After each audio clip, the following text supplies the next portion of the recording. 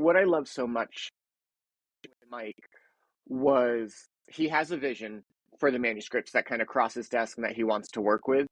And at the same time, I don't know if I've ever felt more respected as a creator with what my vision is for the book and really finding that happy medium. It was important to them that the book in words and illustrations matched what my vision as the creator was, while Yeah, also, of yeah. course, taking on their advice and like, how do we use your expertise to make this better than I could have ever imagined? Hey, everybody, and welcome to another You May Contribute a Verse. I'm Josh Munkin, co-host alongside my old buddy Brenna Jenneret and our buddy and podcast wizard John Seymour for our second chat with author Andrew Hacket. I was surprised to remember, we had a conversation with Andrew a couple of years ago about, among other things, his books Ollie the Acorn and the Mighty Idea and Curly Locks and his journey to having a whole bunch of books published at one time. So I would suggest that you go check that out. This time we had a different type of conversation with Andrew.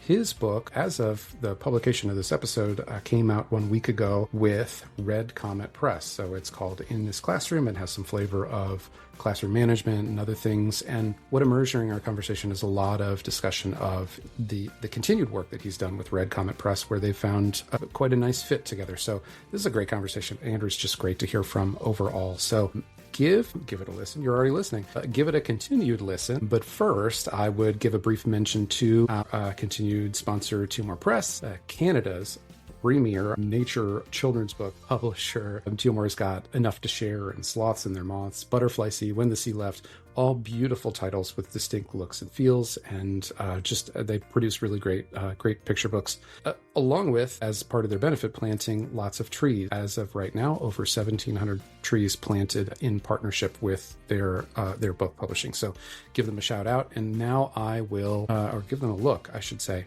Give them a look, and without further ado, I would now reintroduce all of us to Andrew Hacket. Here's Andrew's verse. Andrew, thank you for coming on again. Thank you. We're excited to chat about your new book coming out. Absolutely. Happy to be back. I've missed you guys.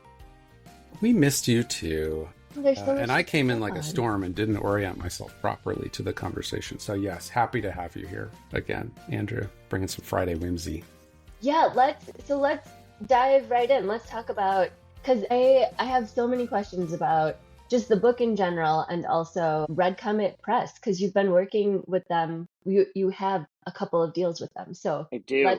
Wherever you want to start is great. I want to know all about it. Yeah. Oh, goodness. Well, the book is In This Classroom. It is my fourth book, but first time I've been able to mesh my work life as a second grade teacher, which I've been doing for almost 20 years, with my writer life, which was this, new hobby, new hope, shot in the dark, could I ever make this happen type thing. So to have those two worlds come together has been really cool with this book. It also has brought me a little bit more, I feel a little bit more pressure with the getting it out there of ooh, this represents what I do for a career. Yeah. And wanting to make that. sure I can get it in the right hands, to get the word out to teachers. My hope for the book is that it will be, or could be, a book that teachers reach to throughout the whole year to set the tone for their classrooms, build their classroom culture, and really just celebrate the magic that is each school year with a new group of kids. Because even if we did the same exact things, it's never the same because of the mix of personalities. So that's kind of my hope for the book and where it came from. And I was super fortunate to team up with Red Comet Press. A writer friend, Wendy Wen, she's another Massachusetts author. We were doing an event together, and she just kind of said, sounds like they could be a good fit for you. Have you heard of them? Have you ever reached out? I hadn't for either. And so we sent a couple things off to them, and we just didn't really hear back for a little bit. But it was leading up to an ALA.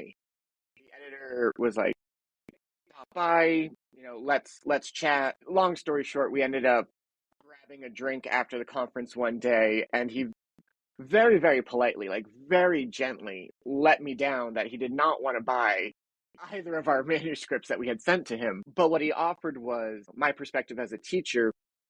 They did not have any classroom-focused books at the time, and that could be a good entry point. Did I have anything or any ideas? Of course, the answer is always yes. Editor asks you for anything, Totally. Any right? publisher ever asks you for anything, just pro tip, anyone listening, you always say yes. I have Yes, it. I've got Yes, I that. can make it. That's my jam. Totally. But this story had been drafted at the time already, and I was in the works with another school-based story. So, I got home, got off the plane, put the finishing touches on, messaged my agent like, "Hey, I think we've got a lead," and they went ahead and offered on the book. I don't know if there's enough time in the episode for me to really sing the praises of them sufficiently. That it has been an amazing experience working with Red Comet Press.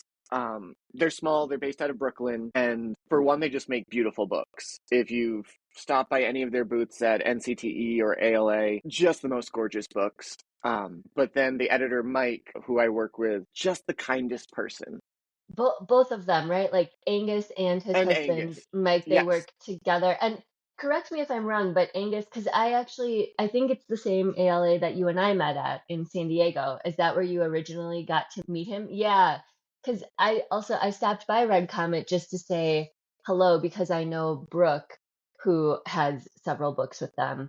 And she was really sweet. And she introduced me to Angus. And I was like, oh, hi, how's it going? He's just so kind. Yeah, like such a sweet guy. I never met Mike, but I've heard just great things about them. And I know Angus has like a long, long history in publishing. So like he very Mm-hmm. much knows what he's doing. He's really good at what he does. Yeah.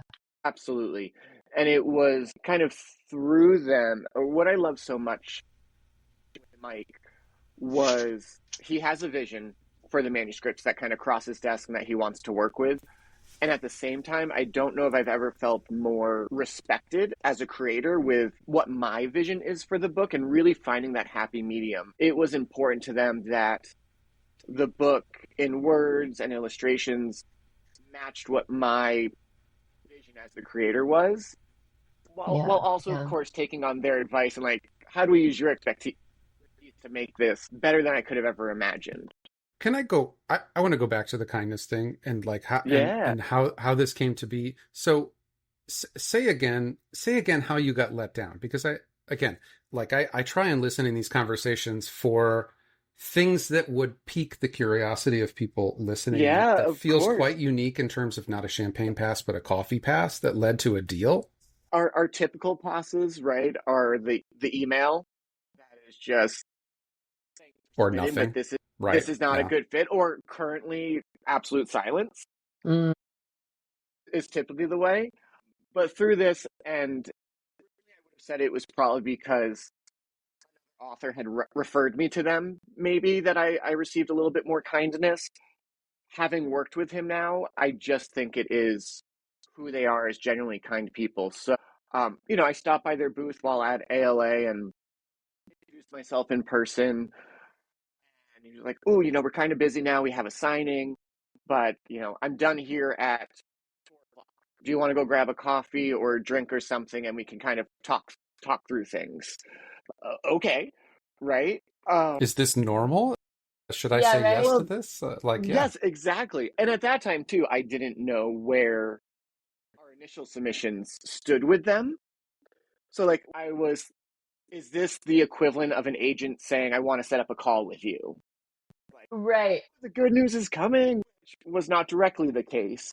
But yeah, he was just very all the things he did appreciate about my writing. And I don't know if we'll get to sharing the dead manuscript later or not, but it's actually Heck the yes, one we I will. sent. It's Yeah. the one that I had sent to him.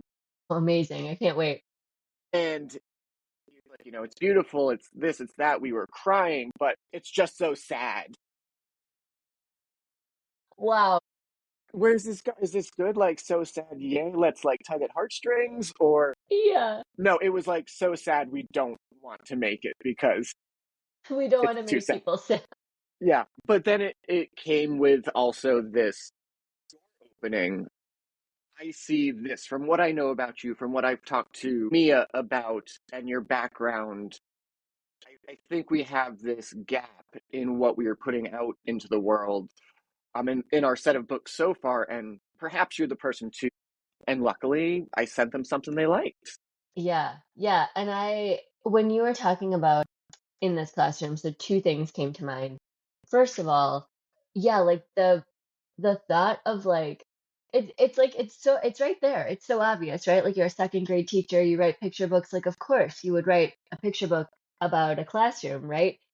But it's like the minute you do and the minute you sort of put it out there, it becomes this thing that's like so vulnerable and so you that it's like, the worlds have crossed too closely and you're just like, ooh, this is actually me on a page, which feels really, just vulnerable and telling and like how will this come across? And like this is really me, but like is this gonna be okay? There's just like this, Yeah. it's this very like sort of fine line to walk. Yeah, I feel like with all our books, there's a you open yourself up for judgment, of course, right? Like that's just what happens. People write reviews. With my other books, I kind of could just push it aside a little bit and be like, "Hey, well, that didn't connect with them. They like, kid becoming a tree and eating another human, not their flavor. Whatever." Like, Right, right. And it's also not so inherently you. You're like, I've never eaten a person, so we're good. Like, sure, go exactly. ahead and judge Ollie. Like, No, you I'm know, I'm a vegetarian. Like it's right. Like, I'm totally imaginative. right. But with Yeah, this that one, is what eating meat is like, though. Yeah, The yeah. cannibalism. It's amazing We how. figured. Yeah, from experience, yeah, yeah. but with this one, I think it so closely ties to my philosophy as a teacher and what I think I'm really good at as a teacher that waiting to hear others' thoughts on it, it does, like you said, it feels more personal. Mhm. And while I hope even the way I intended, you just don't know. And I think part of my worry is less about it being poorly and more so like just coming into this world quietly and not really getting noticed, you know, Yeah. which Well, it happens.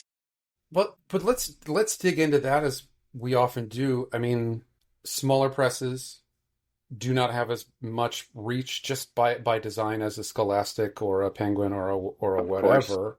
So what it in the aspirations for a book like in this classroom to I almost said in your classroom, in my classroom. The middle word was tripping me up, but like in the aspiration for that to be a tool for teachers, what conversations does that lead to? Because there is so, having read the book, it's not just it's not just a school like an educational tool for teachers to use with their kids. It's a home book too. It reminds me a lot of Brian Gerlein's the the book of rules. I want to get that title right, Yes. but I don't have it in front of me.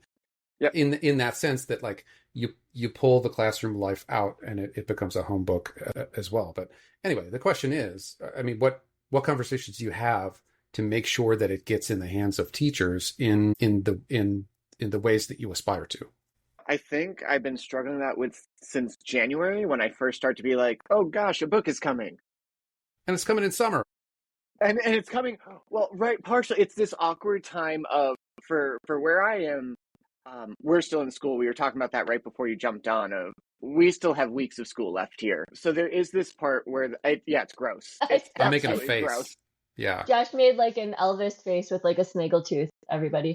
Man, it is. So there is this part where I think the book can be used as a celebration of the school year, can be used to wrap it up, can make this amazing end of school year present for a teacher. But those conversations of like, how do I approach this book? My other three books didn't have that same focus for a teacher, for a classroom necessarily. And so my marketing for that really was directed at story times and bookstores and like this would be a great read aloud. And they were very a couple of them had seasonal focuses like Ollie fits in the fall, Hope in the Sea is definitely leading into summer. I would target, these northeast beach towns for Hope in the Sea. And for this one, well, yes, and I appreciate the comments. It totally can be brought into the home and be used with families just to like get a sense of the school year and talk about the school year and the classroom. Thinking about how do I reach teachers has been a different exercise for me. And kind of an uncomfortable one because I am a teacher. But unlike my kidlit world, where I've built all these connections in social media and conferences, my teaching life very much is I show up at my school in my classroom and I just do the best I can for my students. I don't have that same network.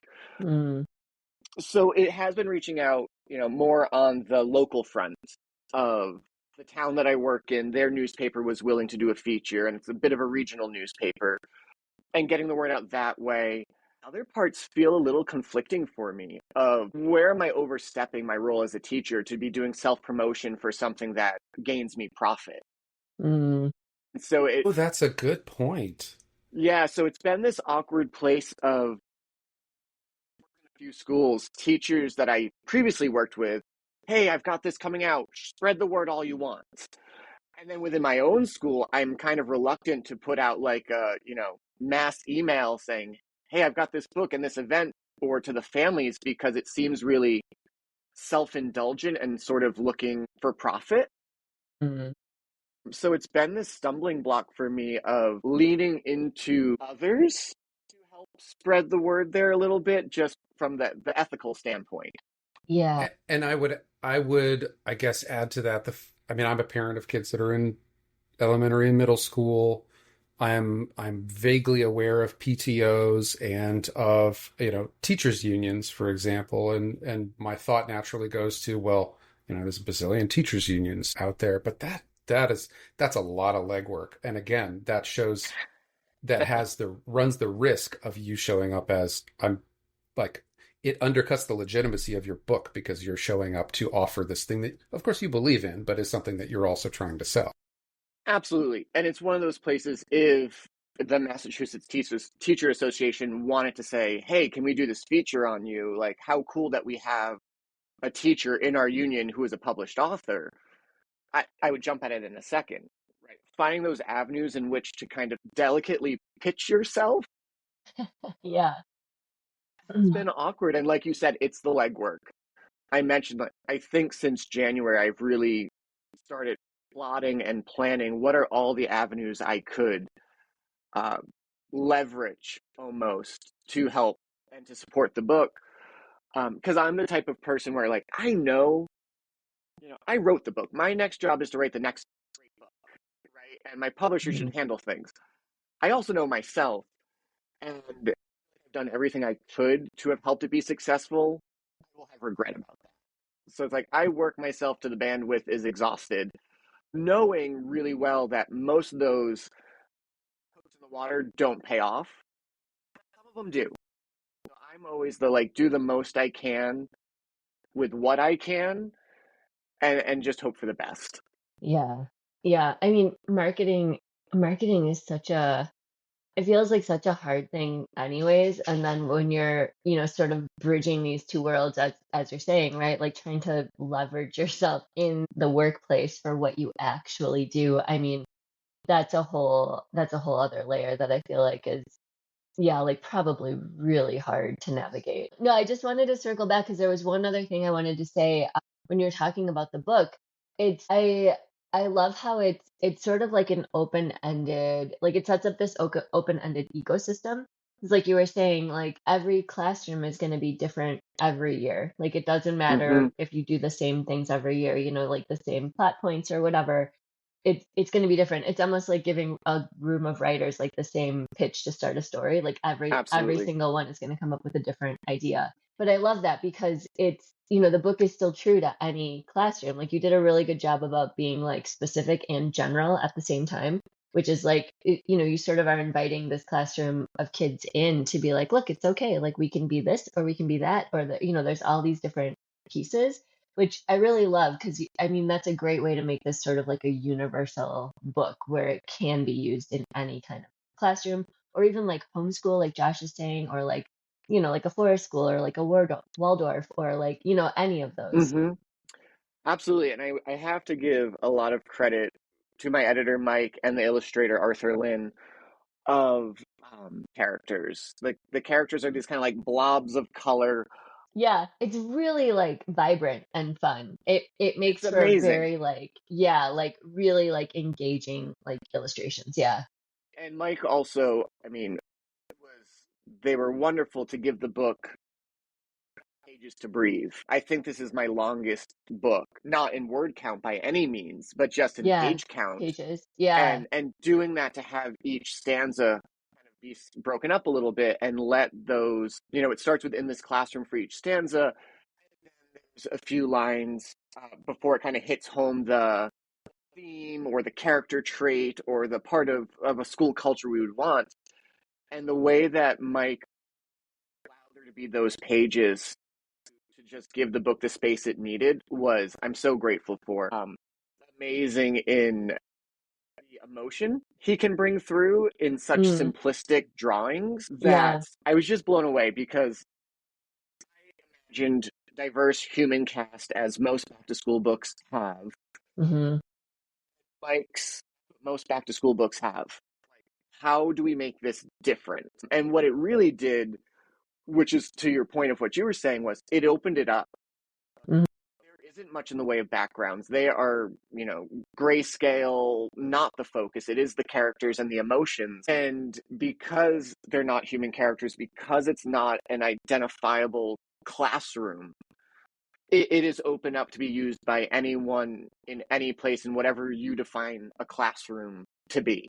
It it gives like Inside Out vibes, like It the does. the emotion forward piece of it, and the fact that it is sort of like this rainbow color, like Mm-hmm. kaleidoscope of like whatever you want it to be, like any color of any kind is welcome. Like it that sort of that sort of like takeaway, I feel like is so it's like really well done and really subtle in a way that a kid is going to look at it and be like, "Oh, cool. Like that could be me. I could be that blue blob." Or like, Right. it's not like, but it's like this thing that is sort of like inherently absorbed as opposed to like being more on the nose. Like they just are sort of looking at it like, "Okay, I get it." Like anyone Absolutely. is like invited.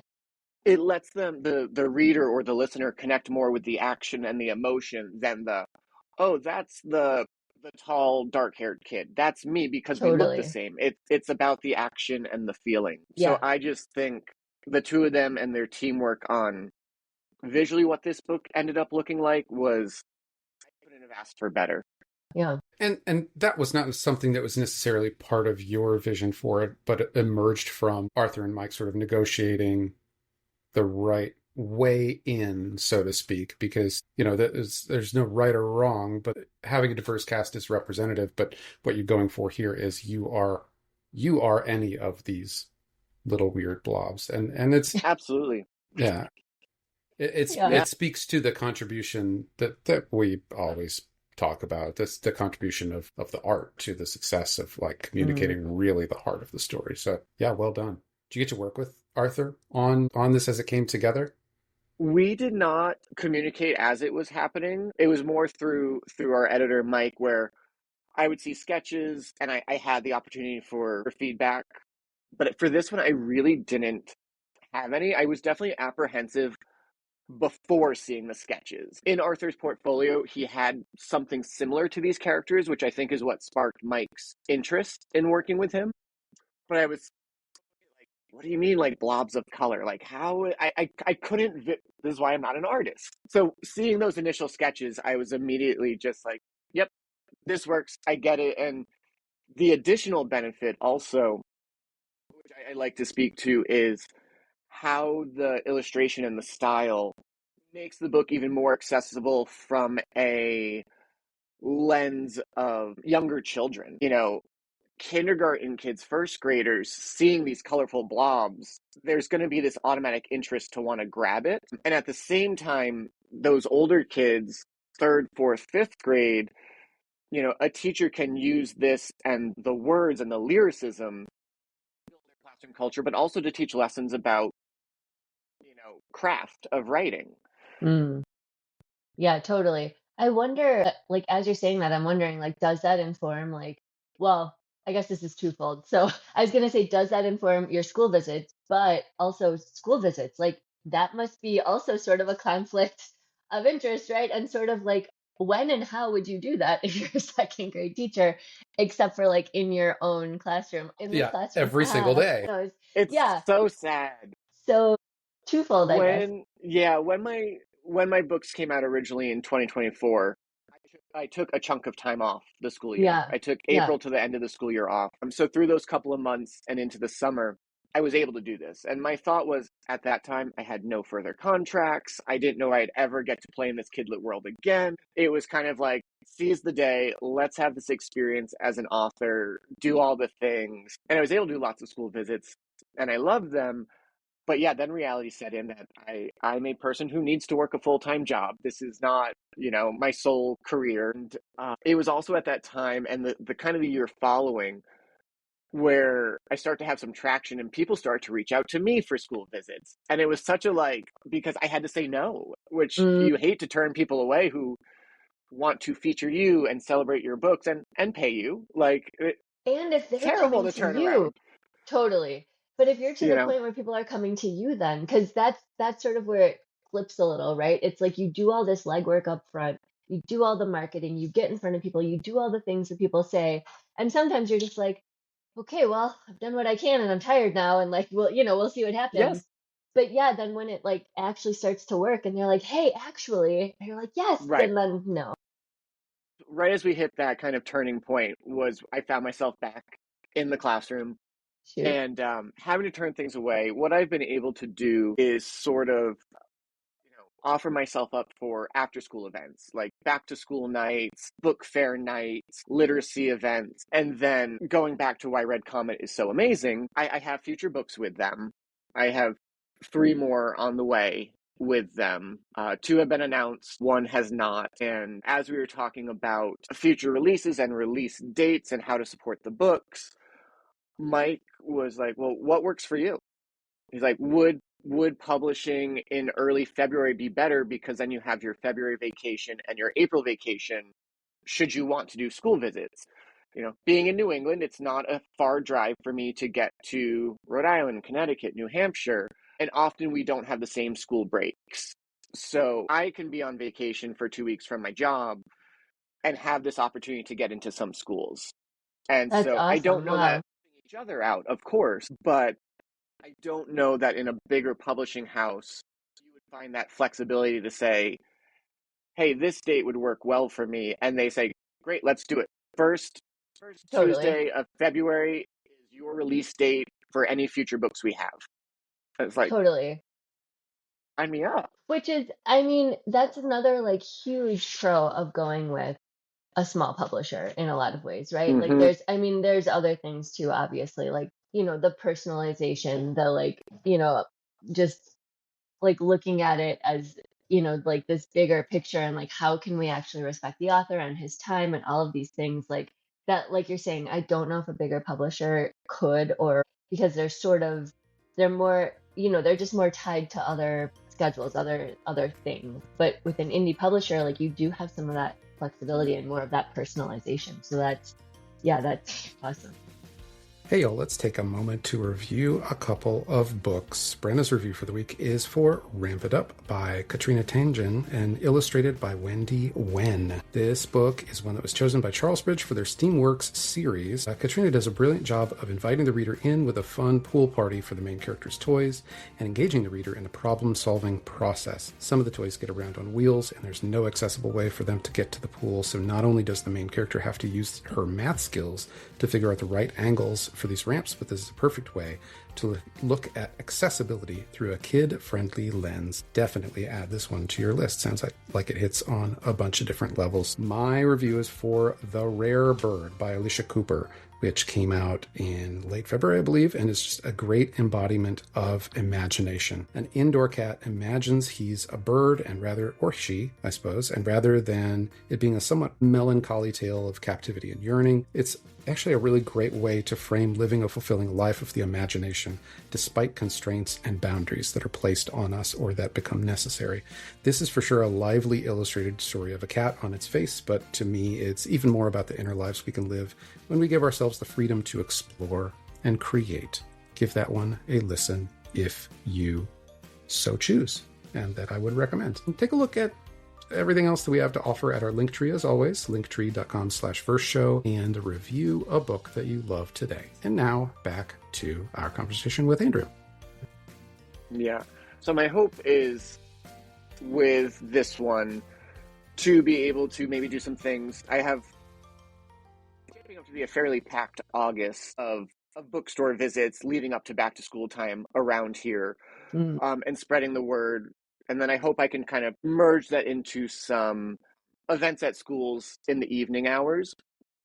But then come the following year, the follow-up to In This Classroom, which is In Our Family, will be coming out in February. So I hope to support both of those in the February and April of next school year, and be able to get into schools and help spread the word. But also, like, I just love, I'm a teacher. I love working with kids, and the ability to get to be in front of more than just my 20 or so kids and spread this love of writing and reading, it's, you can't really ask for better than that. Yeah. Can I just say, I mean, often I will talk about my ridiculous mental images for things that are said on the podcast. We were talking about school visits for In This Classroom, and now I'm imagining good old Andrew sitting around the dinner table reading his book to a family, like an individual family, while they eat dinner as your bit of outreach and being paid handsomely for it. I mean, Book you're not doing anything. Book now for family events. Yeah, right. Yeah. Yeah. Touring neighborhoods near you. Yeah. That's right. Take the show on the road. Driving around in an unmarked van. Boy. I had a question about, so you were saying like they were able to give you extra pages, like more room for the text to breathe. So were you working with the same, like the same script then, or like did you end up having to cut some stanzas in order to sort of like let, the best ones breathe? Yeah. We ended up submit it to Mike. Making a few tweaks here and there, but in general, the stanzas mostly stayed the same. He actually asked for, I believe it was 2 additional stanzas. Interesting. Okay. Into it in our time working before it got to, book stage. And most of it was just to round it out, that I try in the book I try not to shy away from the parts that school is hard. Like, I that was really important to me from my teacher lens, and what I want to put out there to kids and also to teachers is this acknowledgement that school is not great all the time. Like, we can feel crummy, friendships are crummy, depending what's going on in our home life or personal life can make school feel hard.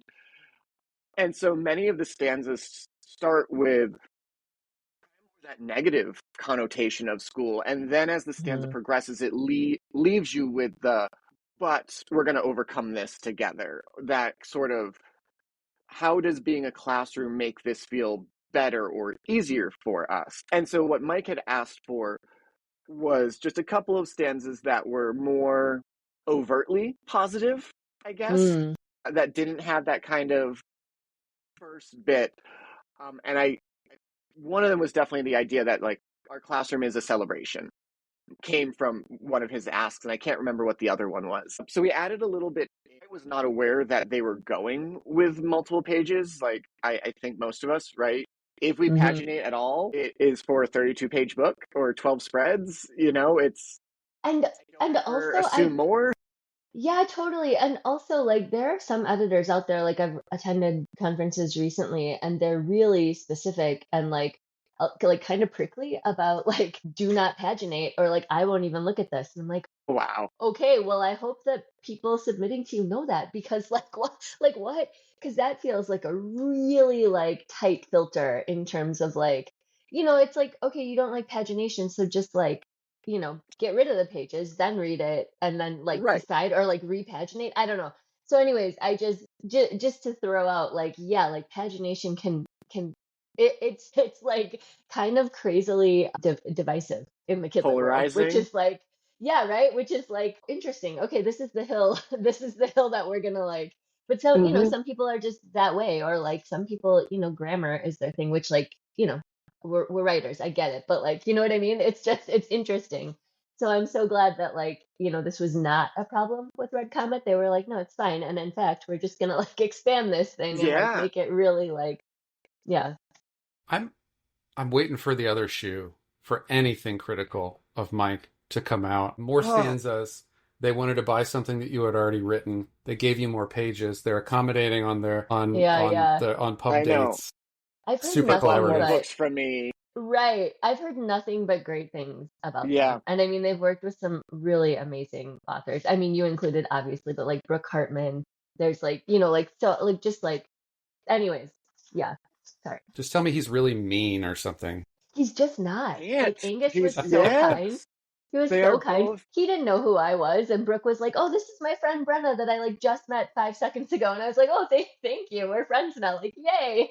Like, yeah. It was. Anyways, That's I a really so nice. think they are I think their work speaks for itself. Like it really like I said in the beginning, just gorgeous books.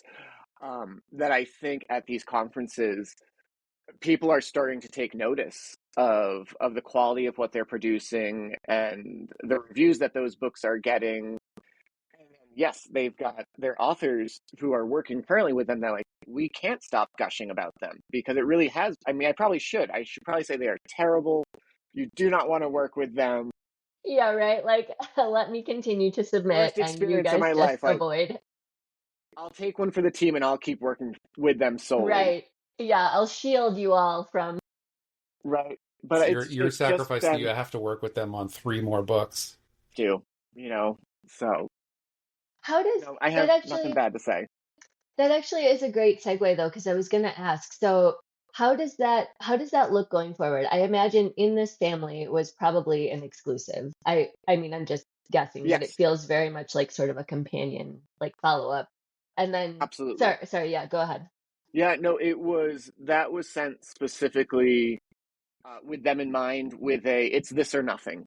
I Yeah, wherever I was in my writing head at the time, the idea of doing something because there is a fairly um formulaic structure to In This Classroom. It's probably my most structured book that I've written. And so kind of like, well, that's the next natural step. Like let's do a family-based one. So that was submitted to them and then there will be a third in the series which I'm not supposed to talk about, I guess, in the publishing world. I don't think they would care, but I'll be vague. Thanks for yeah, dropping yeah. the name in this publishing world. Did But that they? one, So yeah, sorry, hold on. I just wanted to like highlight that real quick. So is that another exclusive that you thought of and just were like, oh, let's do this? Or after the second one was Red Comet, then like, oh, hey, do you have other ideas? it was at this last one. I was hanging out with him in the booth and I was talking to Angus and I was just like, oh yeah, I'm working on a couple of ideas for possible follow-ups. And I said one idea that I was really into. Yeah. I was like, okay, that's not the one. And That's amazing to be able to soft pitch stuff like that, right? You're well, like, okay, got it. Not that one. And next. do it with most people, but they are such a welcoming place that it's like I'm gonna be with you guys for a couple of days, might as well. Well, and And you then I said have the the other relationship too, so it's yes, like, Yeah. this is kind of, it's more of a conversation than like, it's not like you're, actively trying to like soft pitch, you're just sort of having a conversation like, yes, oh, like this totally. is what I was thinking, we'll see, whatever. Benefits too of attending some of these conferences where you get to, especially if you're not geographically close to your editors, like to Hmm. be able to spend time and have that shared moment together. It's important, I find. I think it is part of what has helped me feel so comfortable within kind of their company and with them is we've had multiple opportunities to be in the same spaces and share ideas and support each other. But yeah, so when I shared the second idea with him, like his face lit up and he's like, absolutely, we have to do that one. I would buy that from They're you in a like, second. Now there it is. I haven't written it yet, but Shut your and that mouth, Andrew. No, you always say yes. You always are like, oh yeah, I got that. I'll get it to you soon. plane ride home. When I was sitting in Dude, the yeah, airport waiting for my plane, amazing. and then the train ride home was drafting this next manuscript. So um, they didn't specifically ask me for it, but it was sort of soft pitched, and I was received positive feedback before going further with the Yeah. idea. I ran it through my critique group still, and my due diligence of I don't want to give them crap, Yeah, no, totally, right. You're not trying to like sort of take advantage and be like, oh, right, he said he wants it, I'm just gonna send him whatever. It's like it's kind of like when you sign with an agent, you're just like, okay, the bar has risen a completely. little, like I need to just send them what's ready because I'm not trying to waste their time and like doing revisions or like brainstorming with me. That's like I have to do all of that beforehand and then get it to them, and they're sort of like this, the guide Yep, rail or whatever. So yeah. 100%. So that was this January, I believe we sent it to them. And so that will be in 2029 now. That year sounds insane. The dates are just crazy. But Wow. I have a book with Red Comet for the next 4 years. Wow. Yeah, and so Bruh. that fourth It's a book good with place to them, be. yeah, that fourth book with them is not in this series. In the And series, no. okay, and then how is that one? I'm just curious about the submission, right? Was that an exclusive for them, or was it like, or like how does that work? Do you go to them? Are you having Dan go to them? Like how did you sub wide? I'm just interested. Yeah, Dan Kramer, yeah, he sent them. We sent it. It's called One Word. It'll be out in 2028, and we sent that in this family at the same time, but as an Okay. exclusive. I think at In that point one word it was an exclusive. yeah, Okay, sorry. I both was just at the same time. just trying to double And check. just Okay. with this idea of knowing what they liked about my writing. And One Word it's essentially a poem. It is the shortest thing I've ever written. I can't remember the word count at the moment, but it's focusing on the power of a single word, from a word like saying different or weird to someone and the effect that has on them, to someone having the courage to stand up and use the word stop to tell people who are picking on someone, and be that first kind of voice and backing of someone who's in a tricky position. Um, and so we sent that as an exclusive, and they accepted both. But I had to feel that the style of my writing in that about my writing, and they've been so wonderful to work with. I'm happy to ship off anything I think they would like, Yeah, right. just And just because the relationship is so wonderful that it's like I want to keep working with you. right, right. You're like, why would I shop around? This is perfect. Yeah. Yeah, and that idea of like the grass isn't always greener in publishing. Like it's sometimes yes, and a lot of times you don't know what you don't know. But I'm just saying, I've a solid relationship with people who value what I bring to the table as an author, and are super supportive. Why would I not want the opportunity to continue working with them? And they still say no to some things I send them. It's not like a direct path to publication anymore for me, but I almost always will give them kind of like that first right of refusal at this Yeah. point. Wow. It's nothing more than a recognition that the vibe is right and that the Yes. compatibility is there. May make what I hope is a flattering comparison. I've retitled the title of this episode to reflect the fact that you seem to be like Leonardo DiCaprio is for Martin Scorsese as a director. Like he appears in all of his movies. You're the Leo DiCaprio of Red Comet Press. You're not in everything, but you're in enough. I will take that with Amazing. honor. Yes. Yeah. So, Go ahead. yeah, we got to turn the conversation not to Dead Manuscript yet, because I am excited about that. But let's I know talk that's about where I was Kaz. gonna go. I'm like, tell me. We're not there yet, but let's talk a little bit about Kaz, because Yay. you and Kaz have a second collab coming out We next. do. I'm reading it next year in 27. Yes. So Kaz is, I'm not quiet about it, one of my favorite kidlit people ever. We were lucky to work together on Ollie the Acorn and the Mighty Idea. Didn't know each other, and since then have just become amazing friends. I love what she does in the community, all her advocacy for illustrators. Like she's just amazing human. So we have coming with Simon Spotlight, Squirrel and Turtle. This book has big words. Which I just wanna highlight. You mentioned in our last episode that you Yeah, were like working on, and you had sort of like laid the groundwork, and you were like, I think this thing is like, ready to go. We're yeah. gonna put it on submission, I believe, because we talked to you, I believe, in December last time we talked, like Mm-hmm. a couple of years ago, but you were gonna put it on sub in the following year, and then I saw that it had got bought and We did also it. with Kaz. Nice Yeah, so callback, it a good it check-in. happened. Yeah. Yeah, So we when I was writing it, I toyed around. I wanted to dabble in a different market than just picture book. mhm. an early reader just with like my literacy background, my education background. Kind of made sense. It also is less scary than a chapter book or middle grade. So many words. Yeah, yeah, And so when I finally got the idea for it, I was working on drafting it, and then one day Kaz had an illustration show up on social media of a squirrel, and I immediately texted her, "You just drew my character." We went back and forth, and I asked if she would mind reading the manuscript, and she was very upfront of like, "I am swamped. You know, she has blown up big time. She yeah. is working her tail off, and she deserves all the success." But she was very upfront of like, "Hey, what do you mean you want to go out together with this? Like, what are you hoping for?" I'm like, "We can just say that we'd like to work together in the pitch letter. We can, you know, whatever you're comfortable with." Well, like 2 hours later, she sent me character sketches. Of course. She just That sounds She's whipped it great. busy, up. but not that busy.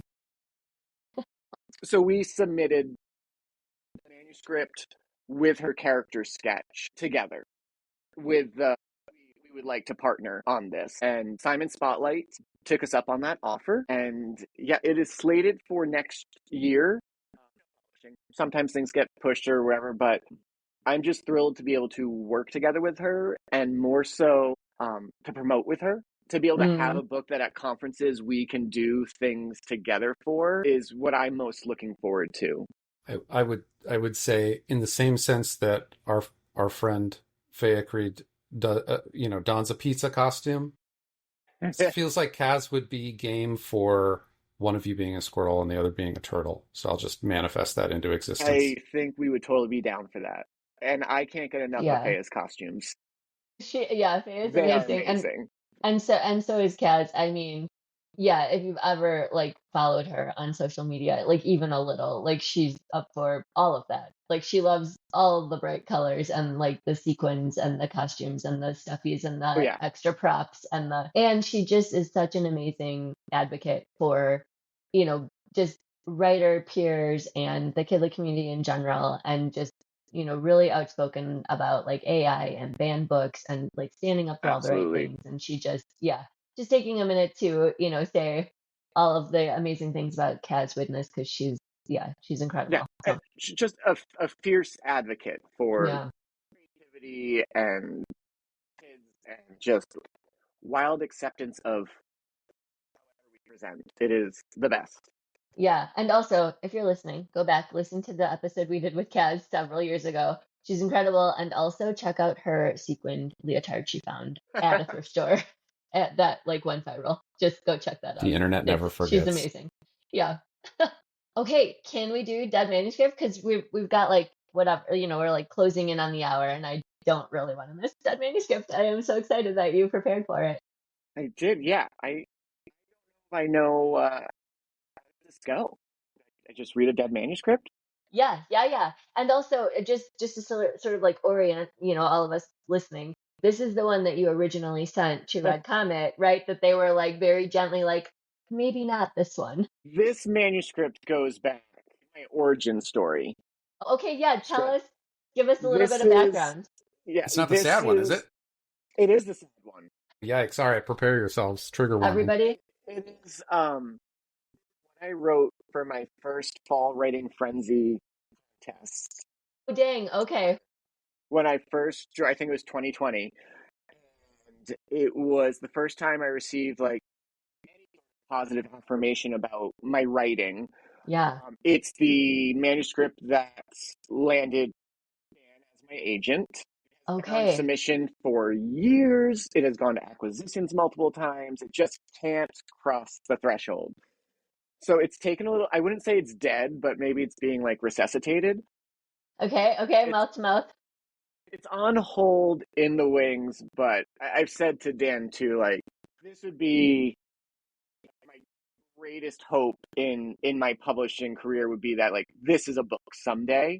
And it might just be because I'm so tied and emotionally invested in it, but it is a brief story warning for anyone. But yeah, so it's called The Stars You Don't See, and it's about a father and son going on a night hike. Well, I love that because I know about you and your night hikes and your lizard saving and your yeah, Yes. very cool. Very cool. That's very Andrew. And also editors, anyone listening who is interested I in know, Andrew's for story, real. please call us. We This will be we the should be first so sale lucky. that the Yeah. Verse Show has made. This is available. Right? Agent, we're all good. Right? Oh, man. So just read through. Yeah, go Cool. for it. We're ready. All right. As the mosquitoes begin to buzz and the sun starts to dip, Dad and I climb. The scent of earth and leaves meet us with each step. Day slides beneath the leaf litter, unaware of our treads. The white pines ushering us upward become sparse. We move slower than usual. We don't complain. It's what Dad needs. And it just means more time together. A little further and arrived. We are alone but together. Taking views to ourselves, the world ours. The sun gently touches the horizon. A goodnight kiss. I look to Dad, his silhouette outlined in the twilight. In a moment, night has awoken. Stars wink at us. I crane my neck back, eyes searching, heart hoping. Ursa Minor, Dad points. There you are, my little bear. He tousles my hair and pulls me in tight. I rest my head on his chest, memorizing his heartbeat. I can't find Ursa Major, Dad. Just because you can't see them doesn't mean they're gone, he whispers through a gentle smile. His hand swallows mine. Squeeze, squeeze. Dad and I cuddle together beneath the stars, both seen and unseen. My night lights as I drift to sleep, wrapped in his warm embrace. Slowly summer fades to fall. Family and friends gather. We are together, but I am alone. Love and memories are shared as goodbyes are said. I'm not ready. I let winter's blanket cover me, hide me from my sadness, from the stars above. Time freezes as the world moves on. I'm not ready. As winter melts to spring, I stuff the memories down, but they find me, now and again, at times when I least expect them. Tears trickle. I thaw, start to feel. The mosquitoes begin to buzz. I know it's time. My fingers grasp a memory. Squeeze, squeeze. I'm ready. I follow the familiar path I never imagined traveling without Dad. The breeze offers a comforting breath of a hug, pushing me upward. The sun gently kisses the horizon, a goodnight kiss. I glance to my side before looking skyward, eyes searching, heart aching. Ursa Major, I whisper. There you are, Dad. Tears escape, memories flood. Just because you can't see them doesn't mean they're gone. Dad's words echo as clouds cover the night. I swim in the memories, cry, laugh, remember the love. We are together, always. Good night, Dad. To Okay, really bring the first, mood down. yeah. Man, you Well, better first of cut all, that out. how through that without crying? I personally, I can't read anything that I have written that means anything to me without like breaking down into like ugly crying. It's like kind of a problem. So, I disassociate a little bit when I read it. yeah, is it? I mean, that sounds so personal and not to pry, but I mean, is that based on personal experience? It's so beautiful. No. So it is, it did not come from a place of loss. It more so was on one of those night hikes I've gone with my kids. Mm, Years ago, I'm totally fine, but at the time I was having some medical stuff.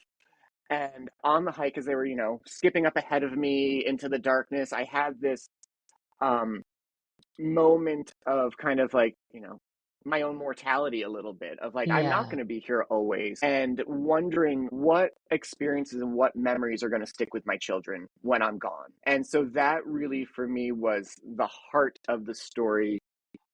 Even though it is a story about loss, it was what sticks with us and those cherished moments that in the moment we don't often know we're having them, Mm, but and what sticks for me and what sticks for my daughter versus one of my sons might not be that same memory, and just cherishing those moments together as a family, um, and making those memories so that when we are gone, our kids have experiences and ways to relive our presence even in our absence. Editors listening, frickin' buy this manuscript because I mean I'm a dad of young kids, so that message really resonates with me. But I'm also a son of two departed parents, so it resonates with me doubly. I would praise you very heavily for the really well-adjusted way in which you take this internal parental mortality thing that we all feel as we get older and sit with it long enough for it to be a really like polished and put together manuscript,